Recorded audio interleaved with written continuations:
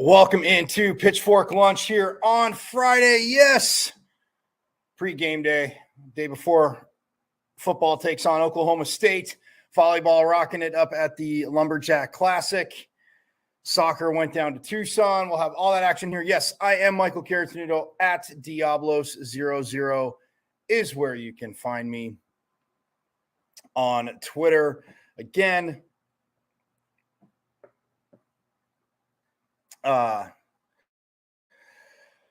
happy you are here. Again, it's been an interesting week. Shout out to JJ Van Neal, again, ASU women's volleyball head coach, joining us yesterday. And they went and took on, they were playing in the Lumberjack Classic. So, like you said, a pseudo local matchup, but just about, 2 hours up the hill to Flagstaff. And they are playing in that. They did get the win in 3 sets yesterday over NAU 25-11, 25-10, and 25-13.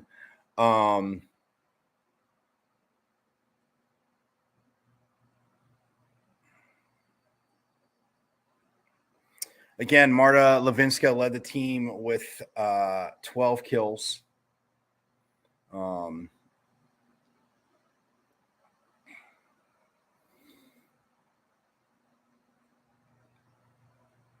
And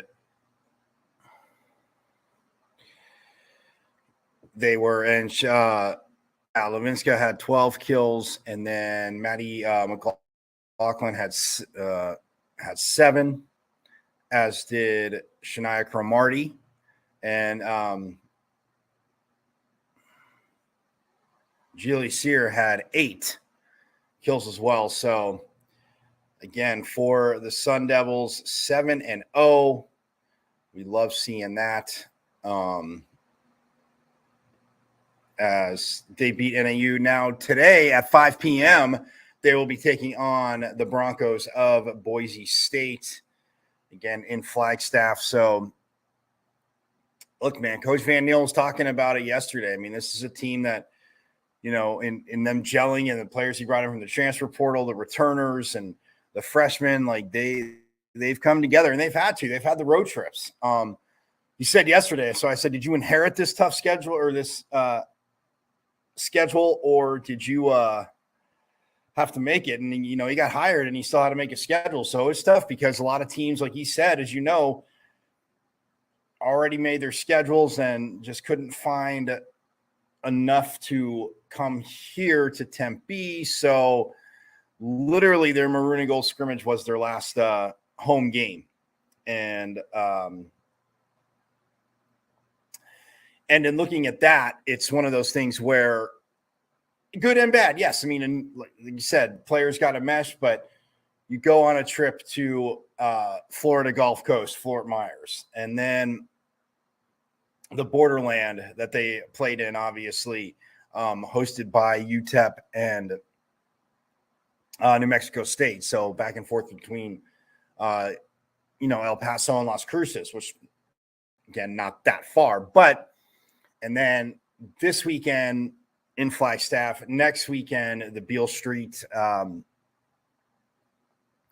Invitational, which will be held, yes, Beale Street, a lot of you know, in Memphis. So that's where they're headed. And they are 7-0. And like he says, it's early and pardon me, sorry. It's early, but the good news is, yes, you get these wins, you build this momentum and the chemistry too. Like he said, yes, you do have, once they can report back in the summer, and again, here on Pitchfork Lunch, I'm not saying I don't know the exact dates, but again, players are, working out over the summer. A lot of these players are coaching club teams, obviously, because club, in high school, but they might be assistant coaches on club teams. So there's, they're getting their gym time in anyway. And obviously they're working out, but when they can come back to campus and obviously start practicing and get together, it's not like, you're waiting until the first day of classes and then that's when practice starts. No, but in these trips, getting to know each other. And yes, when you finally have a home game and get to sleep in your own bed, I'm sure it'll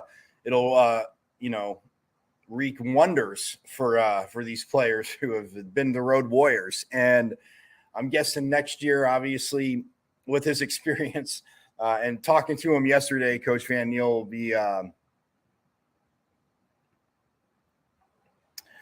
will be very happy to get at least one weekend here before so his team doesn't have to hit the road every weekend. But nonetheless, it is very awesome. So yeah, so glad you're checking us out. Again, you can see me live on my Twitter at Diablo00, on LinkedIn, or no, on YouTube and LinkedIn. Yes. No, Twitter, Facebook, and YouTube. Sorry. Yes, my YouTube. And also, yes, on KSRN. Yes, don't forget, you can check me out live here on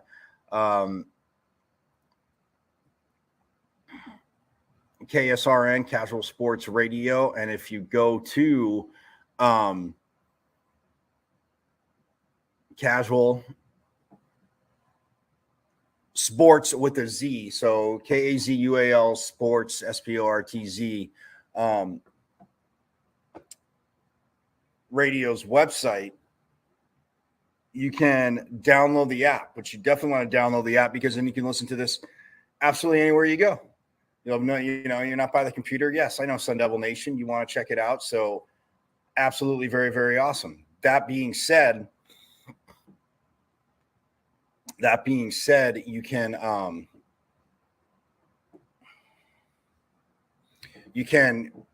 go there, download the app.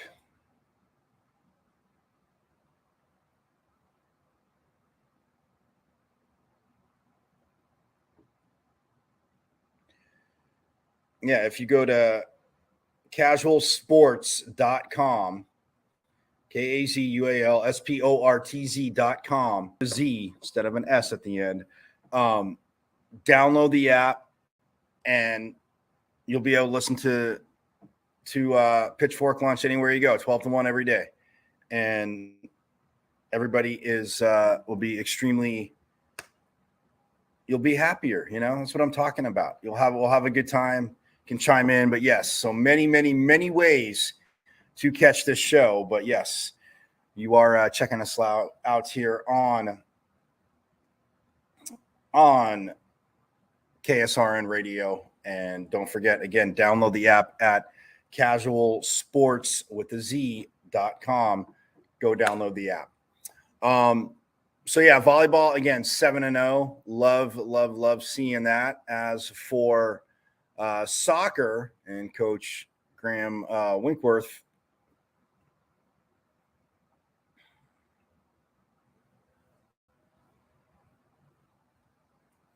yeah,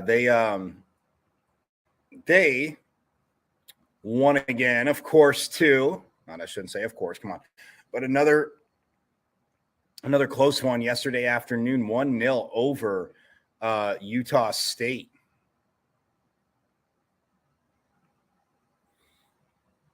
And they got the goal in the first half from Florence Valancourt.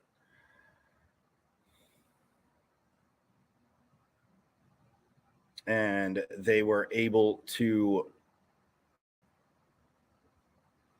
get the win 1-0, keeping another clean sheet. Valancourt got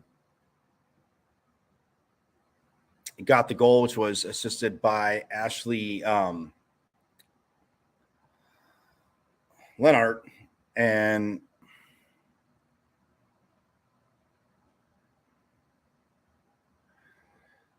yeah, Ashley Liner, pardon me.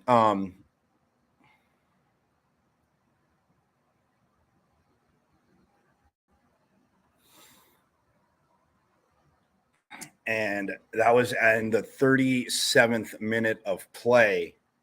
They get the goal in the first half. It holds up over Utah State.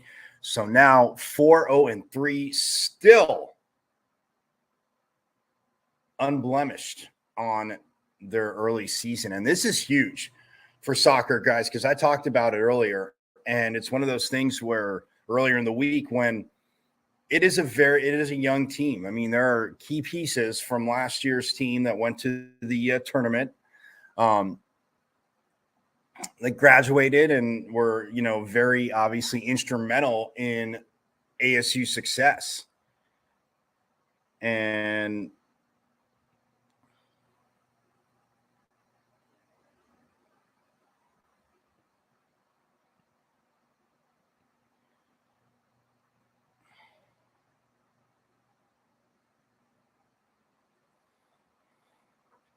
they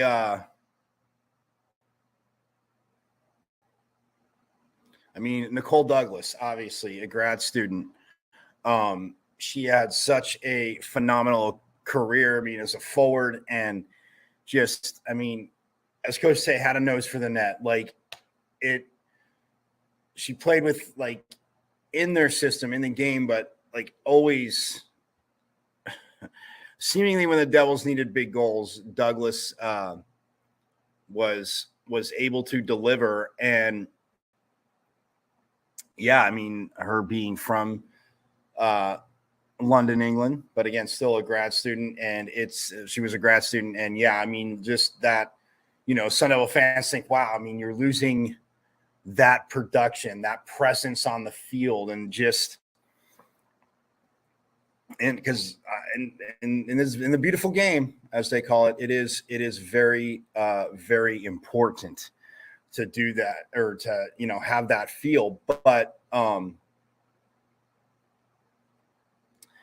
yeah, losing Nicole Douglas and and Eva Van Dersen in the midfield too, who was a grad student. Olivia Nguyen, who, again, it's just a local kid too. But a lot of experience, as you can see what I'm getting at. That Coach Winkworth, was, pardon me, had to move on, but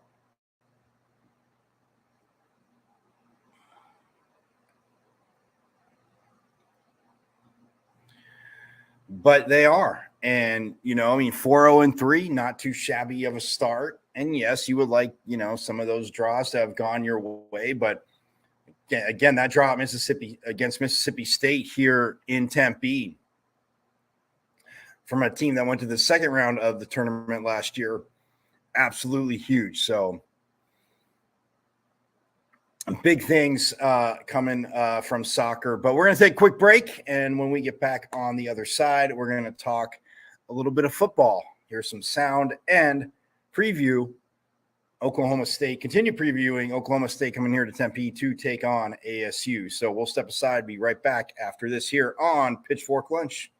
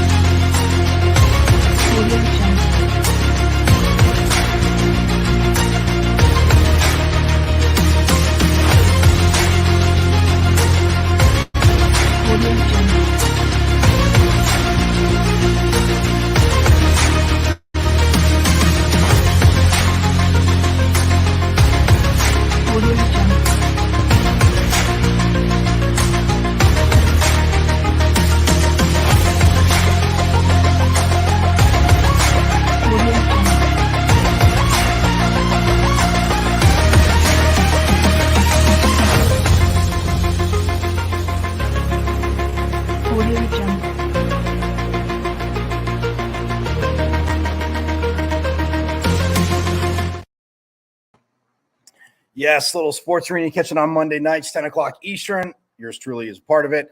And the National Scouting Combine, January 8th through 12th. And, man, for players, that might not be invited to the Combine, for draft-eligible players, this is a phenomenal platform to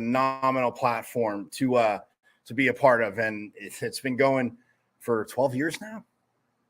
I'll get the straight facts on that, but I want to say 12 years, but either way, they do a phenomenal job. Like you saw, they're getting all the testing and coaches, and these are guys that have coached and played at the highest level. So yes, that's coming up. But back here on Pitchfork Lunch, so glad you're with us here again. Don't forget, download the KSRN app, the Casual Sports Network. You can go to casualsports.com, KAZUALSPORTZ.com. Download the app. You can take Pitchfork Lunch with you and all the phenomenal programming anywhere you go. So you can have the app. Boom. Download it. Absolutely perfect.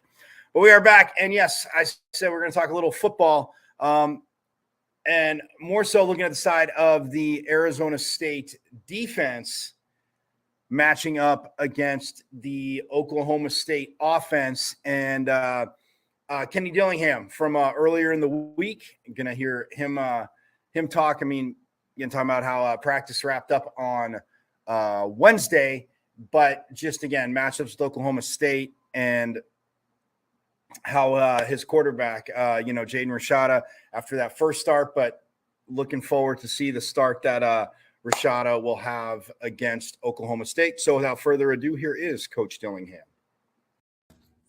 Hi. How'd your day go? Yeah, defense I thought did well. Offense, I don't think we put in the work before we got to practice when it shows up. Ryan Ward had some pretty aggressive goals, sacks, and takeaways, and something Utah, their style maybe doesn't lend itself to that as much. But what do you think about those things moving forward and against Oklahoma State? Yeah, I think when you play with that style, you're either going to hit those goals or your style of play is going to alter how a team plays their normal style of play. So if teams don't want to play their normal style of play because of the pressure, right, then obviously those goals will be lesser than what are expected if people are adapting and trying to limit what they do offensively. So I think it just depends on who you play and how many teams don't completely change their style of play when they play us. And when they do change their style of play, our theory is we already got you to change what you do, so we feel like we already have an advantage. Is it tougher to dial in a game plan on that part of it, like pressuring when you have three quarterbacks and they're all different? And Not really. I think it's more the identity of the coordinator, and if there were different quarterbacks that were drastically different. None of these guys are a wildcat slash runner. None of these guys are a super young dude who can throw it 70 yards, right? They're all very similar. They're savvy. They're smart. They have a good awareness to them. Right? They're similar players, which is why they probably played all three of them, as they're trying to figure out under the lights which one is the best, produces the best. Kenny, now that you're on Wednesday, what's the message to the guys here as you get closer to center? It's mental. Who puts in the mental work to watch the film and get better?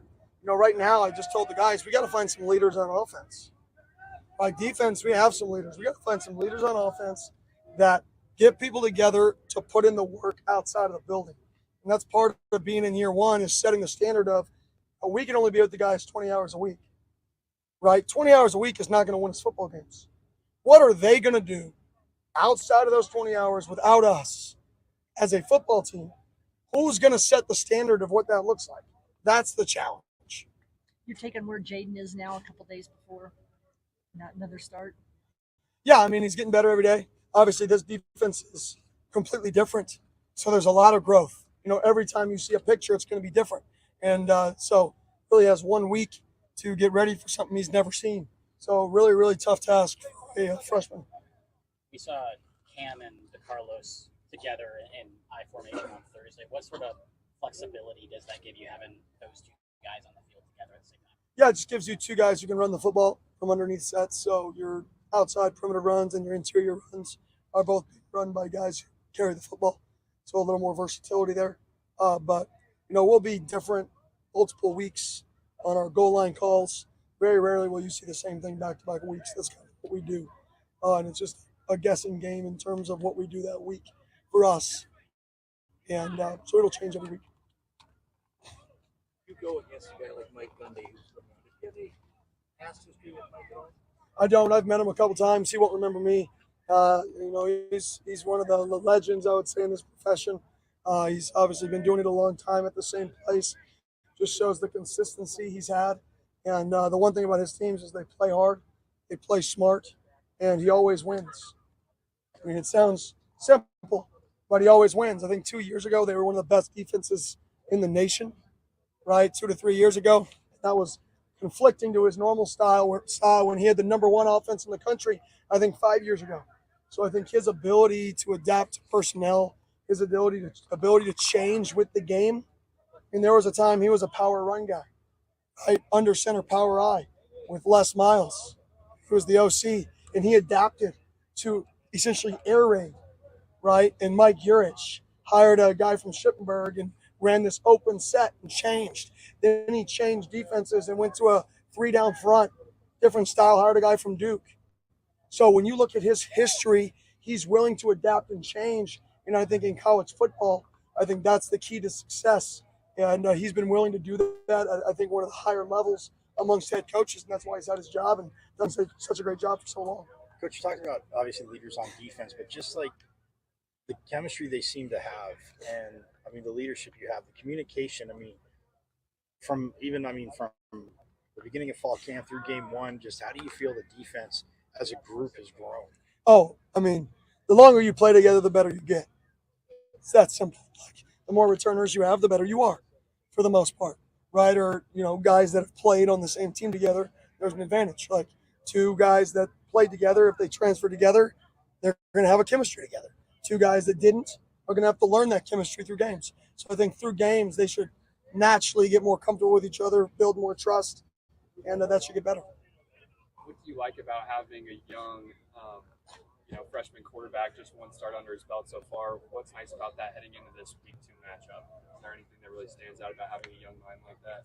Yeah, I mean, it forces us to not put too much on his plate. Really challenges us to create schemes that are sound, but schemes that allow him to play fast, right? And try not to make him think about all the other stuff and just let him go play. So I actually like that part, that we have to really challenge ourselves to find the simplest way to be as schematically sound and create numbers, leverage, and grass for guys as possible. And it's hard to do both. It's hard to be simple and create leverages, right? It's easy to be complicated and create leverages because you can check into good plays. But when you want to, keep things simple, how can you get into those calls that can get you the best leverages without being complex for a young guy? Would you say to a certain point that making it easier on the quarterback almost makes it easier on the team as a whole? Mentally, to know what to do, yes. Awesome.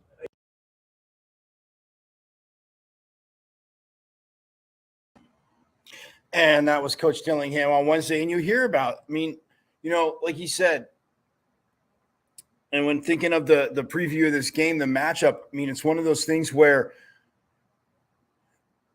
him saying how Mike Gundy has, evolved, from a guy that's a power runner, power run offense. And seeing Oklahoma State and, Mike Gundy throughout the years to a guy, spread to a guy that, has a number one defense and then, has a top 3 offense. But I mentioned that yesterday a little bit that, the 3-3-5 defense is what Oklahoma State plays. So, offensively, when he's there talking about what Jaden Rashada, can do, and, each day is going to look different. And this is a different scheme, and, the offense,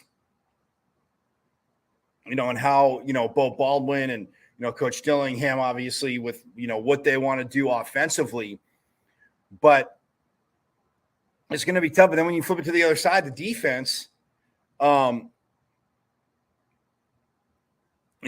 Ward, obviously, getting ready for basically forcing ASU to get ready to see three quarterbacks. But you are going to prepare for all 3. And I know Coach Dillingham there said that, they're kind of, they do some things different, but, they're similar. But I also have, in case you missed it, see, I got you covered.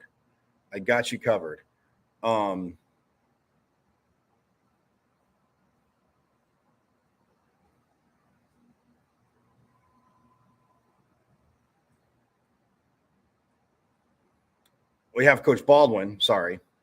Didn't mean to keep it suspenseful there.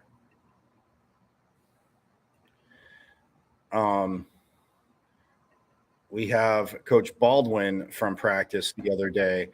And so without further ado, or not Coach Baldwin, sorry, Coach Ward, defensive coordinator. So talking a little bit about the Oklahoma State 49.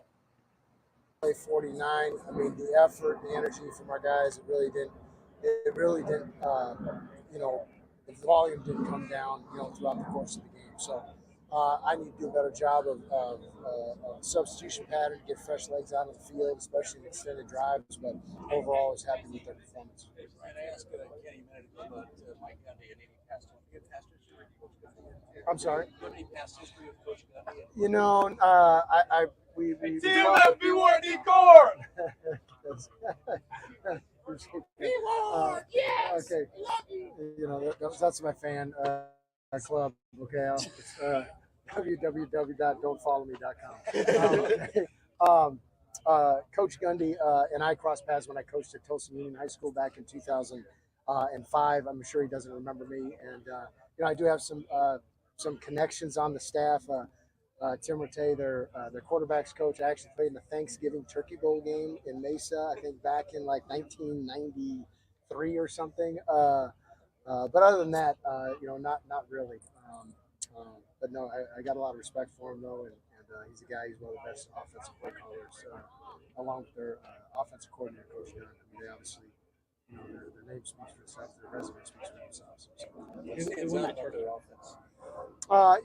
I mean, they're really balanced, and they have specific things that they do that really is what, they have a package, and they package their play calls based on what you're doing. So they have as good of a plan as anybody that I've gone up against in terms of how they package their plays and how they try to take advantage of not only your personnel, but your scheme. And they do what they do, and they're going to give you different wrinkles every week. And I'm sure they saved a lot for us, for the first game. And, that's an offense that has potential to be pretty explosive. So we need to be sound in everything that we do.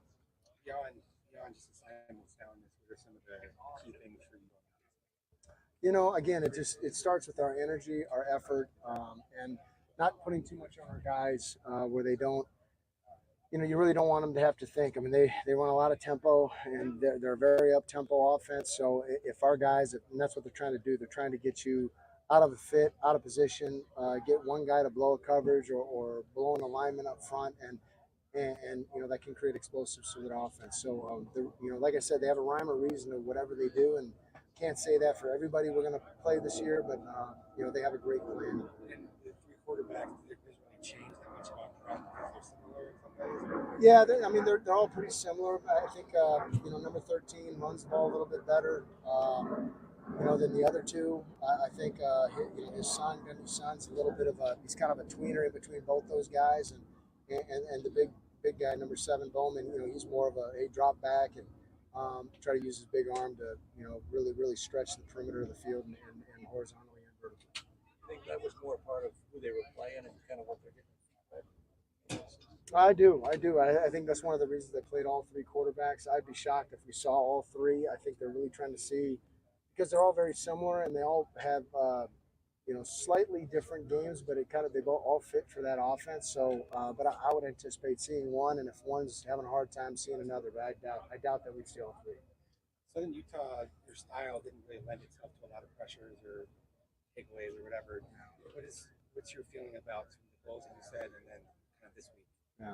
Here's the thing. Like I told our defense, it's kind of like a boxing analogy, right? Like, okay, guys that are trying to survive, okay, and hopefully get lucky at the end of the game or at the end of a fight. They're going to just try to get you tired, get you frustrated, because they know that we're a pressure-oriented defense. And so I told our guys, I said, listen, it was a great job to stay composed, stay poised, and it was on me as a play caller also to understand, hey, this is the style that they're playing. They're really not.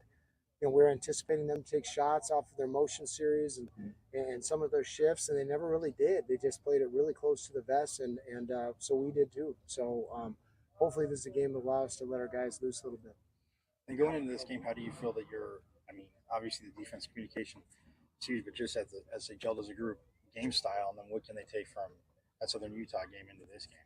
Well, one, I just think it's going to be different types of games. They're going to give us a lot more tempo. They're going to stress us in our substitutions and our communication. And even last week, our communication wasn't good enough. We got to continue to develop in that area. And it's one thing, to do it out here at practice. It's a whole other thing to develop depth, introduce a new system, and do it in front of 50,000 fans. So it's it's going to be a huge challenge for us. What do you think about just like seeing the speed of your defense and how guys can function within what you're trying to do? Like I said, it just that last week we didn't have to do a whole lot. And when one thing is working and you don't have to Rolodex your calls and get in and out of things to break tendencies. I mean, last week was about winning the football game, and this week's going to be the same thing. If something's working, we're going to probably continue to take water out of that well. If it's not, or if we feel like, hey, we got to keep these guys off balance, then you're going to see more bounty calls. So, it all comes down. It's really not about Oklahoma State. It's not about Southern Utah. It's really about us and what we're trying to do, and about us executing the game plan and doing it together. And that was defensive coordinator Brian Ward. And you heard him, there's a lot. It was a 24-21 game, and people against Southern Utah, 24-21 win, and you're thinking, well, man, did we pull a lot out? But no, there was stuff that was working. Again, the 2.5-hour lightning delay didn't work for either team. That was one of the uglier slower offensive third quarters. And yes, I love defense. So, but I mean, take it in context, a 2.5 hour delay, a little bit of maybe benefiting the defense there, but very, very tough to do. But you heard him. I mean, it's, he says he doesn't think they'll see all three quarterbacks. And, that is the tough part, but you still, with Oklahoma State doing that last week, you're still making ASU prep for that. So defensively, but look, his D-line, his linebackers, and he said, communication needs to get better, but man, BJ Green, I got to give a shout out, and I will aim to have him on the show. Brad Denny, the host of the Speak of the Devils podcast. Again, this is the thing about Pitchfork Lunch. We're all inclusive. We're pumping up, obviously, Sun Devil Sports, Sun Devil Nation, Sun Devil Sports, but other things. I'm not sitting here acting like they don't exist, but Brad Denny calling BJ Green the Wrecker of Worlds. So he could probably get his own superhero movie, be in a superhero movie, and be that character, the Wrecker of Worlds, because, man, he just looks that good, and that's how good he looked in fall camp. And last week getting pressure was tough when his running mate Clayton Smith obviously had the targeting call, but that was in the first half, so he will be back to start the game for the Sun Devil defense, which is absolutely huge. But man, I mean, I can't. I can't say enough. Obviously, what Brian Ward has done, what he's trying to do, how he coaches, and I mean, Vince Amy, obviously coming back to ASU. I mean, playing on the defensive line, coaching the defensive line, and Charlie Regal as well too. I mean, special assistant head coach, in charge of special teams coordinator, and working with the defensive ends as well. So it is. I love defense, and I love the attitude of it. And I mean, obviously, AJ Cooper working with the linebackers. Sorry, I was going to get that position out sooner or later.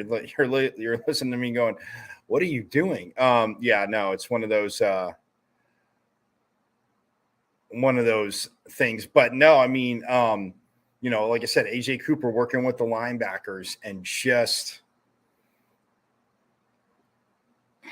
and Brian Carrington working with the corners. I mean, the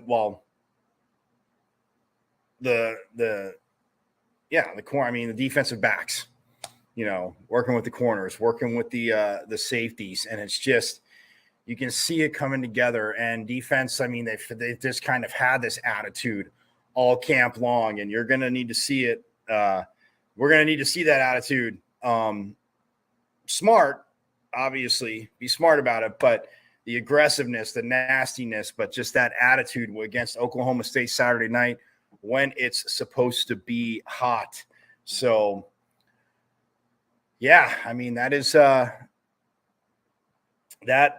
and I look, what can this secondary do? I mean, Ro Torrance, I mean, this young man, yes, he has a shot to be an NFL corner. I mean, he's got that body, 6'2", 6'3", long. I mean, just quick. I mean, you're not really too many people, and this year in this system, like he's going to blossom even more.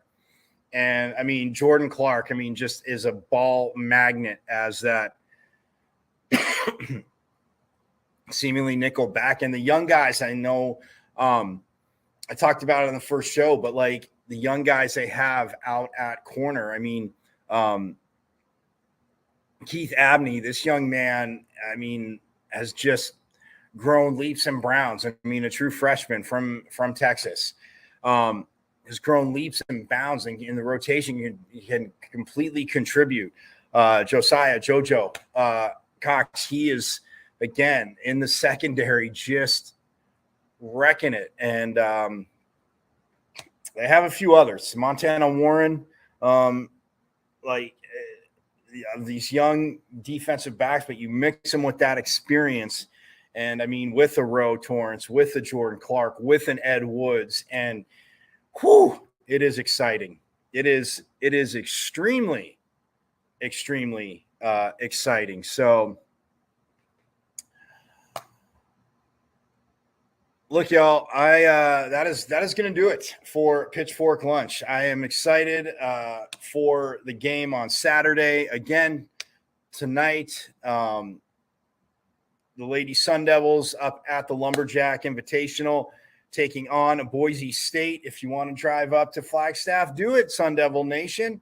Go support them. Or you can also catch them tomorrow morning at 11 a.m. against Stephen F. Austin. I think I got that right. I want to say I got that right. Pretty sure it is Stephen F. Austin. Yes, tomorrow, Stephen F. Austin. Boise State today, Stephen F. Austin, 11 a.m. tomorrow up in Flagstaff. Again, check it out. If you can go, and then again, you have more than enough time to, go up, check out the match, support the Lady Devils, root them on to victory, man. And then you can come back down the hill, you can get lunch, take your time, and then hit the football game at 7:30 and be even louder and not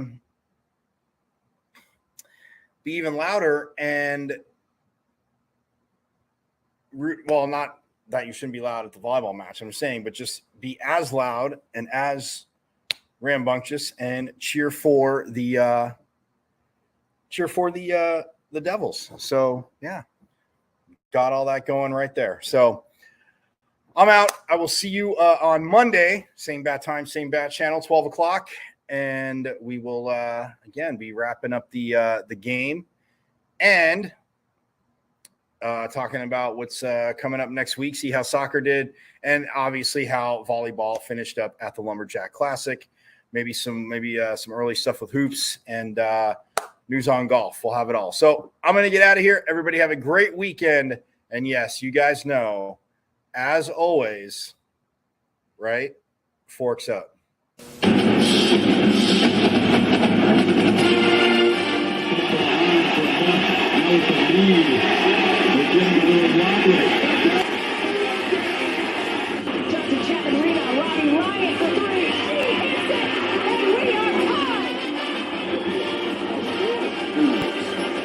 Cherry's three. Johnny Walker matching up against control. His shot. Blue score, they score. They tie the game up 2-2. He drives out for Robbie Ryan. Her three right on the money. This is Taya Hansen for three. Other side of the rim with a pretty reverse. Wow. 5 seconds to go. Find Hawk. Hawk spins. It rolls on. And Arizona State wins it. Edward pulls off. And buries the puck. Daniels takes his shot.